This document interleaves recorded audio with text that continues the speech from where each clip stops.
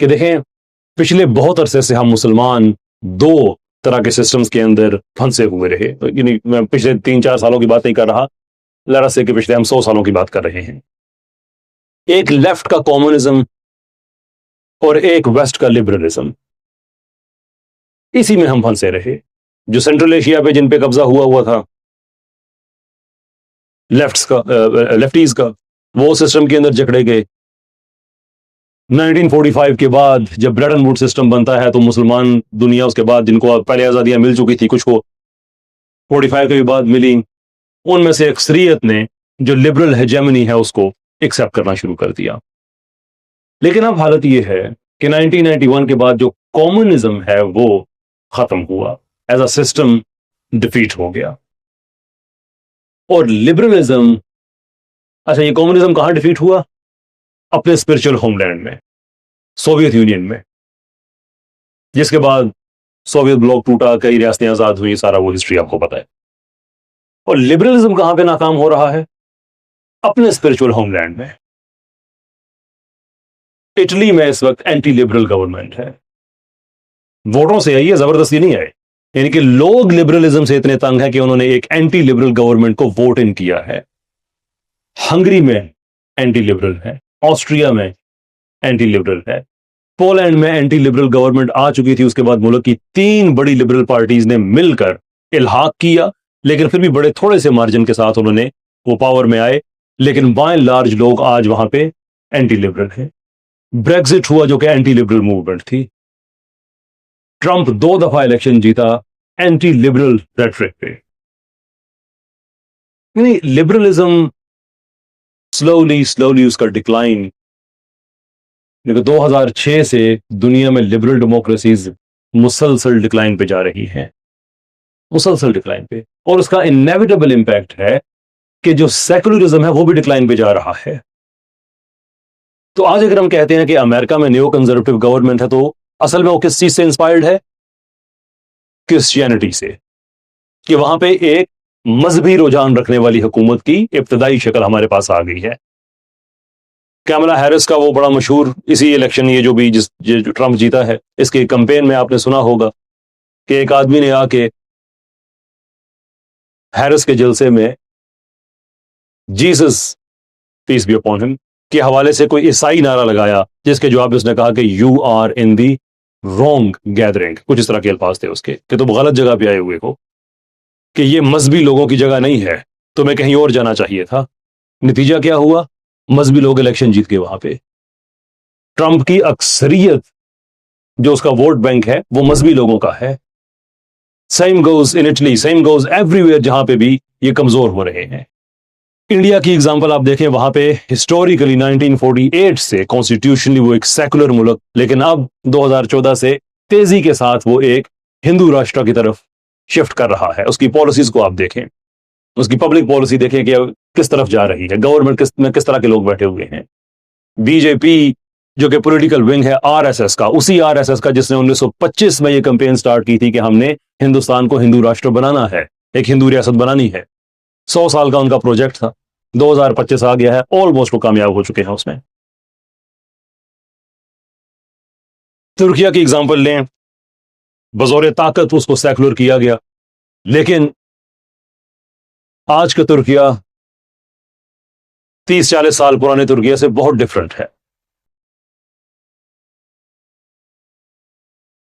दिन दिहाड़े Tayyip Erdogan ने जाके हाया सोफिया का स्टेटस चेंज करके उसको मस्जिद का स्टेटस दे दिया।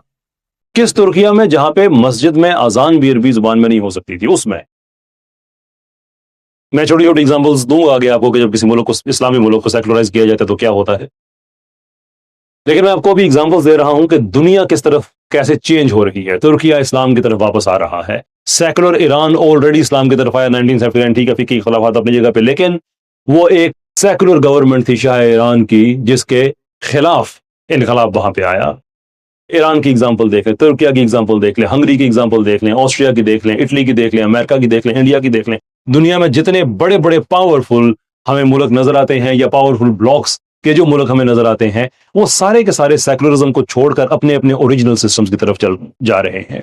There is absolutely no reason कि हम बाकी दुनिया से अभी भी इतने पीछे हों, अभी भी इतने पीछे हों कि हम पाकिस्तान में बैठ के कहें हमें सेकुलर, ओ भाई सेकुलरिज्म जहां से स्टार्ट हुआ था वहां पे खत्म होना शुरू हो गया, लिबरलिज्म जहां से स्टार्ट हुआ था वहां पे खत्म। ये जैसे पाकिस्तान में हमारे हैं ना कुछ लेफ्ट के लोग अभी भी जो है लाल लाल लहराएगा तो सब पता नहीं पता लग जाएगा, this like last 40 or so years didn't happen to you। तो ये पता नहीं है कि वो लाल लाल जहां लहराता था वहां पे भी नहीं लहरा रहा, यूर स्टिल मस्त मलंग वही चल रहा है। Like update yourself, there's no harm in that। वक्त के साथ खुद को अपडेट किया जाता है, वो आइडियोलॉजीज खत्म हो गई हैं। चाइना को देखें, चाइना क्यों सरवाइव कर गया और रशिया क्यों सरवाइव नहीं कर सका, या सोवियत, कि सोवियत ने अपने लेफ्टिस्ट आइडियोलॉजी के ऊपर भरपूर तरीके से उसने अमल करने की कोशिश की। चाइना ने 70s में वो तब्दील हुए, और जो लेफ्ट का सेकुलरिज्म है, चूंकि वो कत्लो खून पे है, करोड़ों के हिसाब से लोग उन्होंने मार के बजोरे ताकत उन्होंने अपना कब्जा किया हुआ था। लेकिन जब चाइना ने पॉलिसी बदली, आप अंदाजा करें कि 1977 में चाइना में एक भी बिलियनियर नहीं था, एक भी नहीं था। अमेरिकन डॉलर्स की मैं बात कर रहा हूं, अमेरिकन डॉलर्स में एक भी बिलियनियर नहीं था। आज चाइना दुनिया में दूसरे नंबर पे है। तो छोड़ दिया उसने वो वाला सेकुलरिज्म, किसी और तरफ चले गए ना। आप कह सकते हैं कि चाइना बड़ी अच्छी एग्जांपल है, वहां पे एक सेकुलर गवर्नमेंट है, इक्तिसादी तौर पे वो कितनी तरक्की कर रहे हैं, वगैरह वगैरह वगैरह। पर actually if you think about it, और अगेन मैं बात कहने जो मैं कहने लगा उससे पहले मैं कहना चाहूंगा कि मेरा हरगिज आपको इस चीज पे कायल करना मेरा मकसद नहीं है कि आपको खिलाफत के लिए तगोदो करनी चाहिए, आप करें, बहुत अच्छी बात है, लेकिन मैं आपको इस चीज पे कायल करने नहीं आया। ठीक, ये हो गया मेरा डिस्क्लेमर। अब चाइना की तरफ चलते हैं कि चाइना में जो इस वक्त निज़ाम हुकूमत है, एक्चुअली ये खिलाफत के लिए बहुत तगड़ी एक दलील है। ये जो चाइनीज सिस्टम है गवर्नमेंट का और इकोनॉमी का, ये इस्लामी सिस्टम के बहुत करीब है कि ऊपर आपके एक खलीफा बैठा हुआ है, वो मुल्क को चला रहा है अपने रूल्स के मुताबिक, नीचे इकोनॉमी सारी फ्री है, फ्री मार्केट नीचे चल रही है। ये इस्लाम में 400 साल यही सिस्टम रहा है।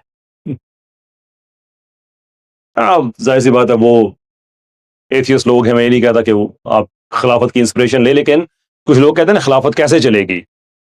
वह दुनिया में चाइना का मॉडल दिया हुआ है, सिर्फ उसको आपने इस्लामाइज करना है, चल सकता है। It isn't really that hard, evidence उसका मौजूद है, प्रेसिडेंस उसका मौजूद है।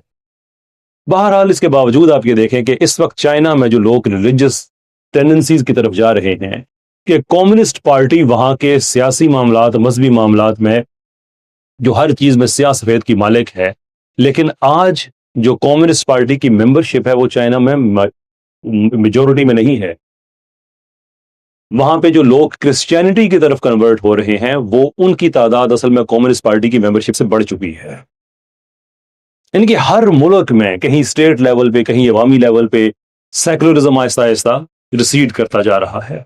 तो हमें क्या पड़ी है कि हम फिर उस सिस्टम के गुलाम बने जिसने हमारा नुकसान किया और बहुत ज्यादा नुकसान किया। इट्स अबाउट टाइम कि हम इस्लाम को दोबारा सीरियस लेना शुरू करें, इसे नमाज रोजे की चीज ना समझें सिर्फ,